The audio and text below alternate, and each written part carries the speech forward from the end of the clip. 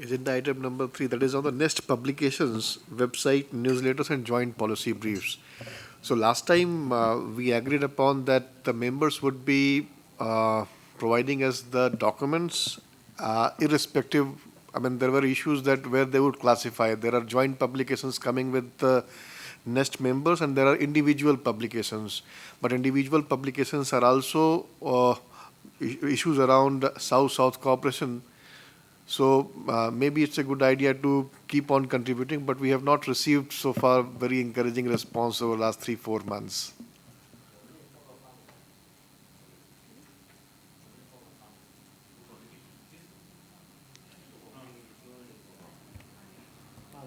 So we have placed on your table Development Cooperation Review DCR. RIS is publishing. We are publishing it on behalf of NeST FIDC, and I would very much urge all of you. We have included you in the editorial board as well.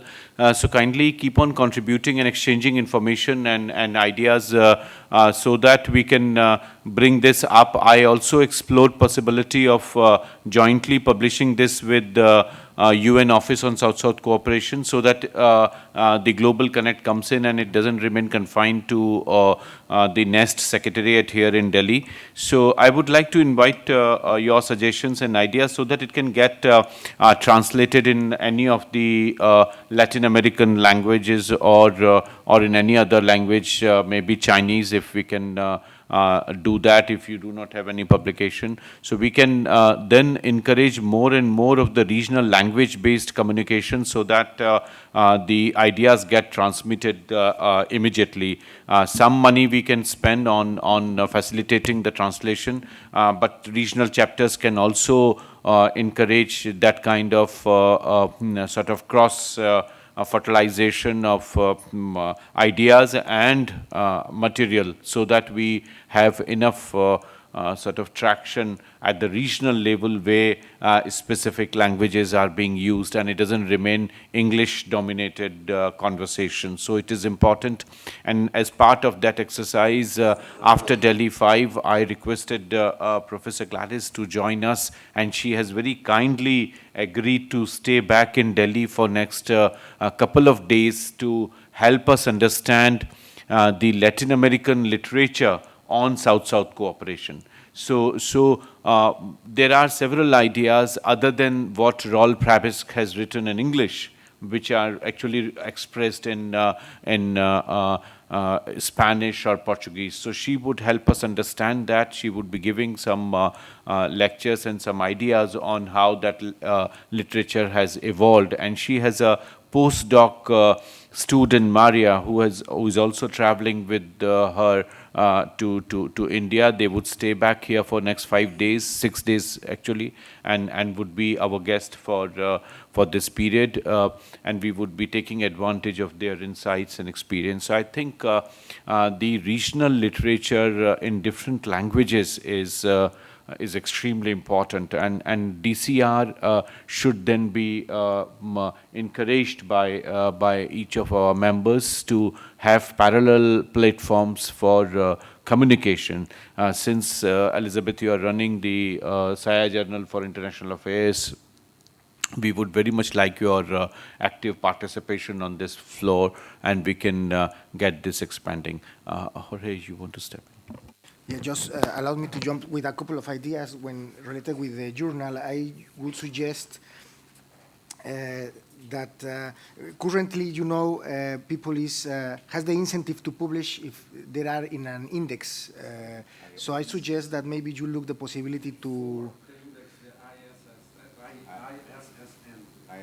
or yes, both things maybe, no? Because I think those are relevant currently for publications.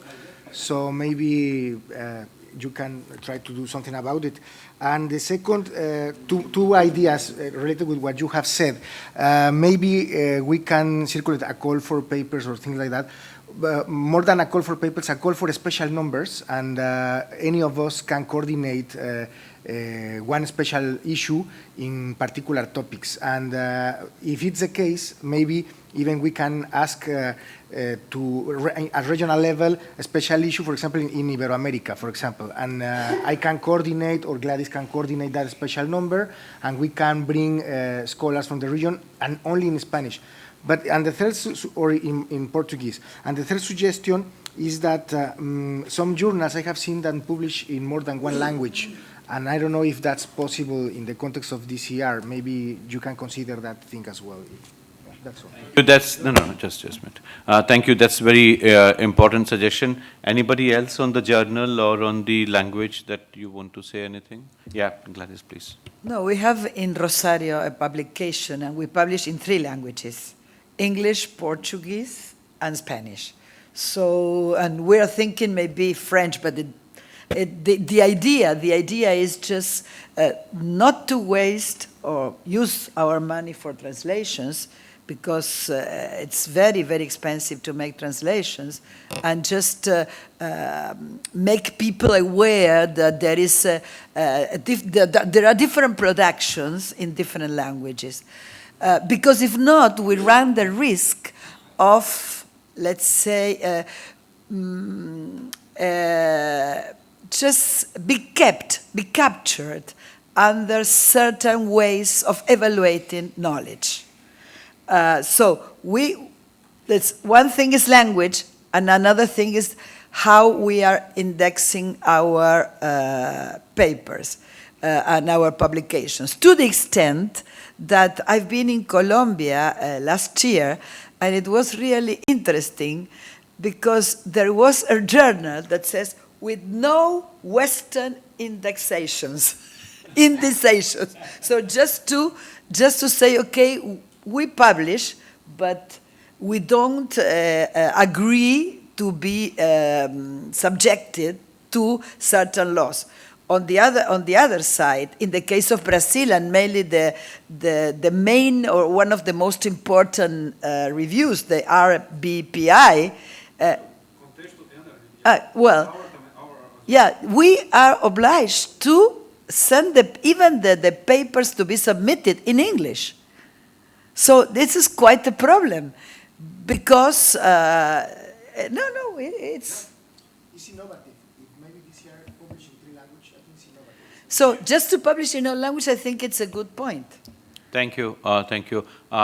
Before I request Editor Professor Melindo to respond to these points, any other suggestions? Stefan, please. Initial idea, and I think you mentioned it yesterday again, to make it a refuge journal. And I think in a way it's a brilliant idea to have a refuge journal covering those topics. At the same time, maybe 2 aspects. One, there's probably a strong need to have this broad publication for, diplomats, and that many views can be published here. The second one, I doubt that you can really upgrade a publication from a broader review approach to a reference journal article, because I mean for the academic community it's rather unlikely that you submit high-ranking articles. So what I want to say is, why not to keep this format, which is has a high value. That's great. That's absolutely great. And if you are really adventurous and you want to have an academic journal, referee journal, then it's a different effort. Yeah, it's a different animal. Yeah? But this kind of combination, I doubt that this will work out. Thank you. Elizabeth, and then Paulo. I mean, I think there's, I think that's a valuable comment in terms of getting this as a referee journal. Just the one observation that I'd like to, I think the suggestion that Jorge made about the opportunity over the course of any year for guest editors from the NeST group to focus perhaps on particular regions where you have 3 or 4 articles, just say reflecting on issues in Africa or in Latin America or in Asia or East Asia or whatever, I think might be a good idea, and it also then brings in a more direct involvement and support to Melindo from the core group. We work to deadlines when we're given them. If we're not, then Melinda carries the can.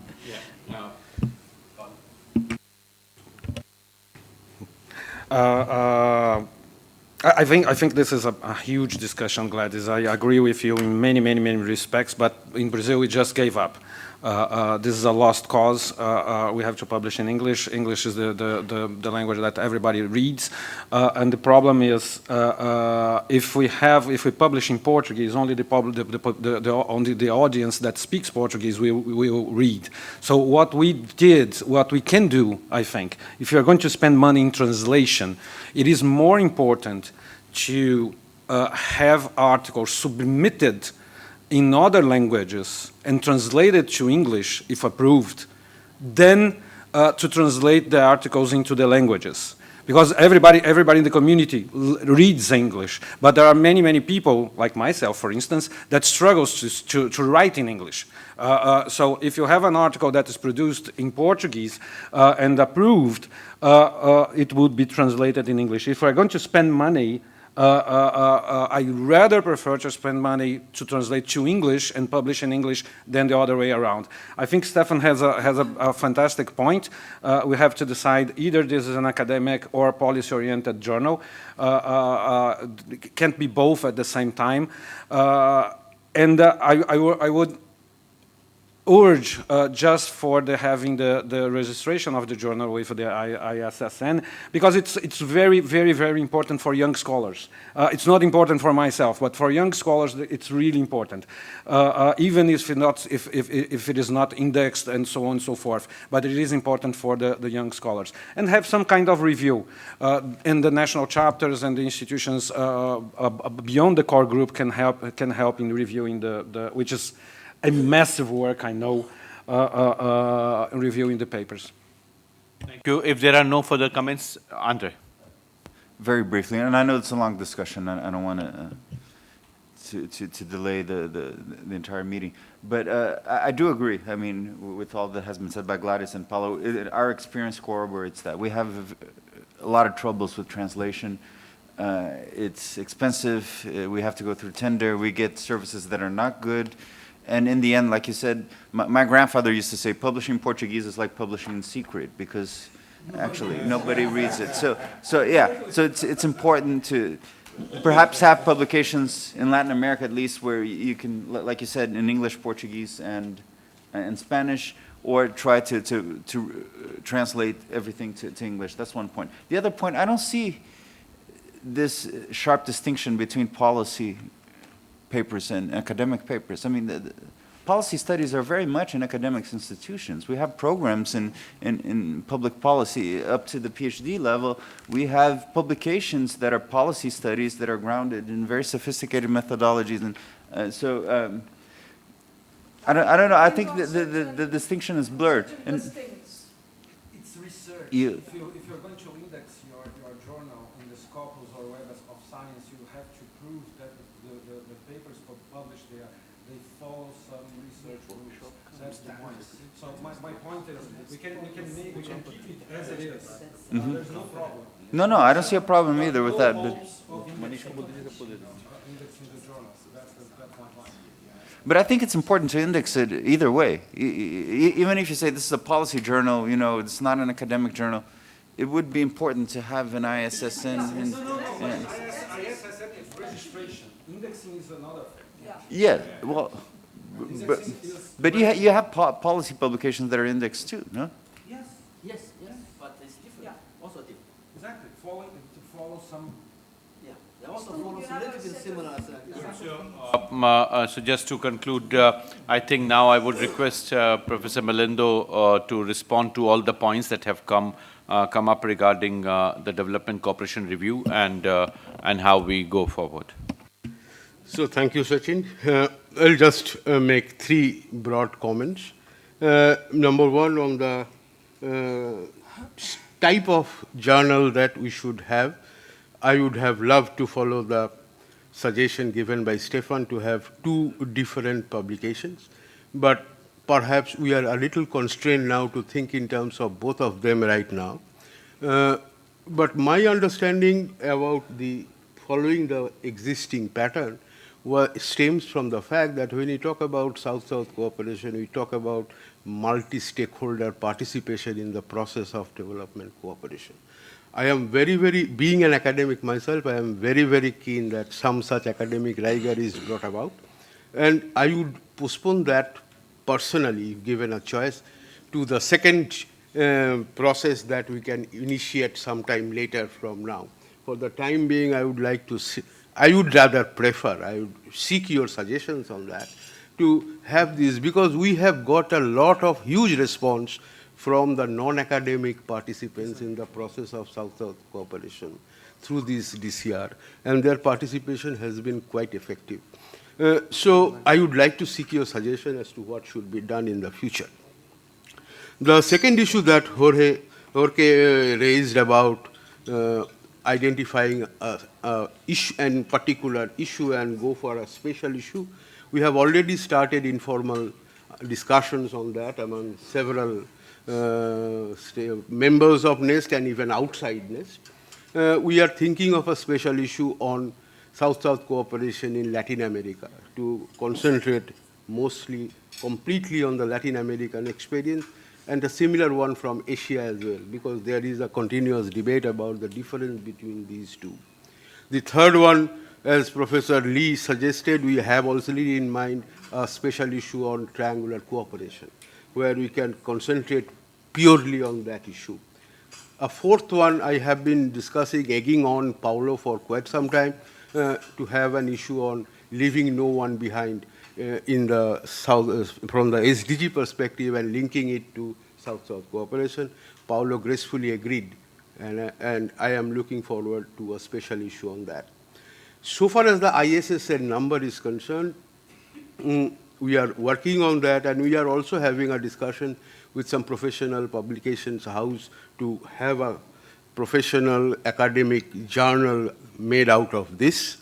But my request for the time being, as long as we do not have the ISSN number or do not have it haven't got it converted into a professional journal, I would humbly request our NeST members to contribute a commentary. I am not asking for a research paper, because what we require now, given the readership that we have, is mostly a commentary of 1,500 to 2,000 words on some particular issue or on some particular experiences from South-South cooperation and triangular cooperation.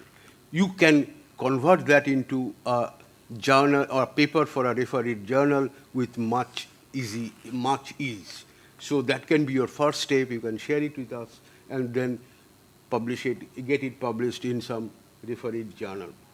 And again, I know that we are a little lagging behind, but we are trying our level best to initiate the review process for the publication, for the papers. Thank you, Professor Melinda. So we go on the next agenda now. Agenda item number 4. Any points from your side? No. Jorge, you had a point? Yes, I will try to be brief. Yeah, please. The time constraint. Well, particularly here, we would like to raise a couple of points. I have been sharing this, particularly with Gladys, that is like a new member and has to do with this issue. Because when you talk about NeST, sometimes we feel like confusion. When you talk about NeST activities, and for example, the minute we are reading, because you talk as NeST in general terms, for example, we didn't participate in this publication from UNSSS, or we are not part of the editorial board. So we feel the need to have more clarifications on where we can be included, or how is the process to be included in more activities that you are doing as NeST Global or as NeST Core Group. And I think one case was presented in BAPA, where we, at the end, we could manage to really have a panel with Global NeST, but at the same time, we missed this communication to really be part of more activities with you. Because in the other side, as NeST Latin America, we would like to have more activities with India and China, for example. And in BAPA, we didn't have enough time to fix something, but I think it's needed, because for us, NeST are all of us, including Mexico and now Argentina, of course. But in many things, we feel that NeST are other countries, not all the countries. So that's what I would like to suggest. I can very much understand and appreciate the point, Jorge, that you have made. I would request Professor Melindo to expand the editorial board and bring the new members in the editorial board of the Development Cooperation Review. That's not at all an issue. We would also ensure that the proposals that we are submitting for joint studies, we would be expanding the team, and I hope the core members would agree with that. So this is not an issue at all, and we would very much like to initiate all the measures that are necessary for you to feel being part of the NeST, and that sense of ownership should come. So we would do that. We would definitely just the last point, maybe we can expand the editorial board, and the new members can be included in the editorial board, and you should inform them once you are doing this. Yeah, and of course, we understand and we respect that the core group has its own agenda and these things, but in that regard, maybe something that could be helpful as well is in these meetings that you are mentioning that you would like to happen eventually with all the chapters or at the individual side, bilateral side, maybe to have a common agenda. At least in Mexico, we had a meeting, and if you remember last year, you support that Andre was like the representative of NeST Global, and both Paulo and Andre attend our meeting. And basically in Mexico, what we decided was our agenda for this year, and I think we shared you that conclusion. Basically in 3 points, that is 2030 agenda, governance of South-South cooperation, and debates on the concept of South-South cooperation. That's the agenda of NeST Mexican chapter, and eventually we would like to link, of course, with your agenda and to see how we work together in topics that are relevant for the NeST Global as well. No? Thank you. That's all. Thank you, Jorge. I think these 3 points are very important. 2, I have already responded to NeST core group in the DCR and participation of NeST members in the studies that we are doing. The 3rd is the point that you have just raised is slightly this thing. The core group for efficiency in the decision making. We just among the 4 we quickly decide and then move on. So how in future core group should be evolving, changing? Should it be expanded or should it remain at 4 and people keep on changing? That we would stabilize. I think only Mexico and Argentina have come in last 1 year or so, slightly more. But the process of decision making is to be stabilized. I think as the organization is in a very infancy stage, and we are actually trying to establish norms and procedures, and as chairman very rightly said, we are likely to first move on, have impact, and then put the house in order with rules, regulations. So we would do that. We don't want to be bogged down by rigid sort of rules and regulations for the organization, and that's the very idea that we just for efficiency's sake we just move on, but to have democracy within the decision making is all the more important. Yeah.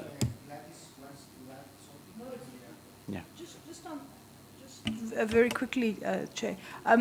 When we're doing organizing side events at major conferences, there's nothing probably stopping us from just circulating the email and the communication to everybody. I mean, we're still sort of a particular number. That means that, and if people have any ideas or want to participate, etc., it doesn't mean that the decision on whether there is a side event has to be curtailed, but certainly notification that we're planning, because then that way we can also coordinate better. And I would say that that would be essential for some of these big events, big global events.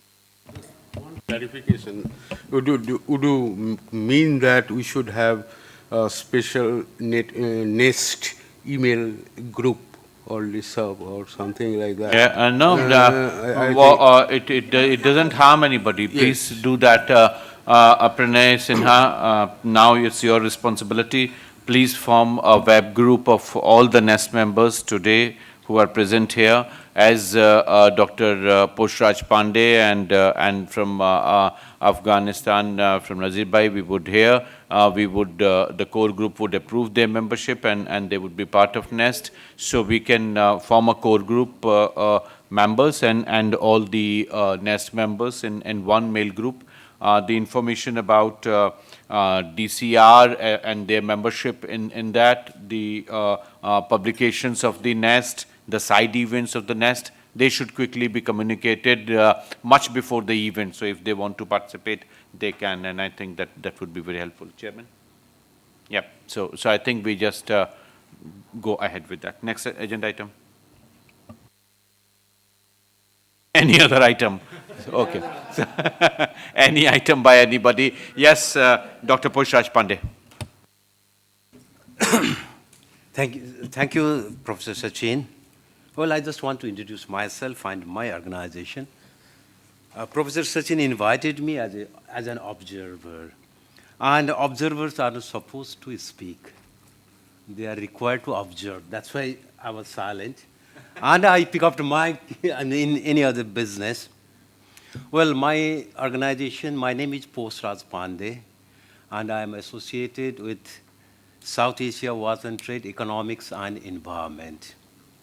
It is Kathmandu-based think tank, and we are working on issues of economic policies, that's fiscal, monetary policy, trade policy, multilateral, regional, bilateral, industrial policy, including FDI policy, foreign investment policy, and also is on climate change issues. And we work closely with other South Asian think tanks, and we have very good relation with RIS and also, other Indian think tanks and civil society organization. Well, I thank Professor Chaturbedi for offering this membership. We'll apply for membership after I get approval from the Board of Governors of Saudi. And I would like to thank in advance the core group and other members of the NeST. Thank you. We are not in Swati, we are in NeST. So you said Swati. Good, thank you. So you are most welcome. I think you please write us and we would be responding. You would be part of this as has already been indicated. Any others? Stefan? Yes, please. Gladys? Nazir Bhai? Yeah, please. Small, yeah, now it's working, okay. Just a small announcement. You might know that the government of Korea is organizing the Busan Forum early December, 4th and 5th, so I'm looking already a bit like a Korean. And my center is organizing a session on South-South cooperation, so please pencil down that 4th and 5th of December in Seoul, South Korea. And I'm not sure in terms of budget what we can do, but I'm pretty sure that we will reach out to a couple of colleagues. So maybe this might be also an opportunity for the next NeST core group meeting. So just put it in your calendar. Yep. Yeah. 4th and 5th of December. So a good timing for Christmas shopping. And yeah, so it's not Rio in summer, but Seoul in winter.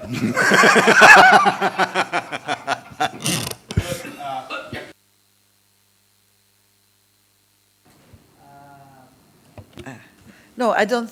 I think everything is all right. Maybe we would need some smaller clarifications about memberships and representations, about individuals or institutions, but we are out of time, so we can talk this personally. It would be okay. Thank you very much for being invited. Thank you very much. Nazir Bhai, any comments from your side?